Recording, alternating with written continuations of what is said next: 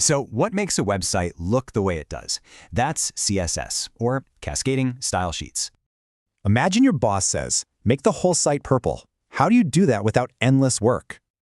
Well, the old way was a total nightmare. You had to edit every single page by hand. The big idea with CSS is simple. Separate how things look from what they actually say. It's all about the DRY principle. Don't repeat yourself. Define a style once, use it everywhere. So how does this work? Basically, a CSS file is just a list of rules. Let's build one. First up, the selector. This just tells the browser what you want to style. Next, you've got the declaration block. These curly braces hold all your style commands. And inside, you have a property and a value. Here, the color property is set to red. You can select things by their tag, a shared class, or even a super specific ID.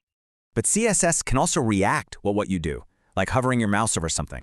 For instance, the hover selector can make a link's background light up as you mouse over it. Now here's a core concept you gotta know. On a web page, everything is a box. And each box has layers you can control: its padding, its border, and its margin. For sizing, you can use absolute units, like pixels, or more flexible, relative units. So what's the best way to use CSS? Just link to an external file. It keeps things clean. Okay, let's see this in action. Here's some plain HTML, no styling whatsoever. Pretty boring. But with just a couple of CSS rules, bam, we've got borders and background colors.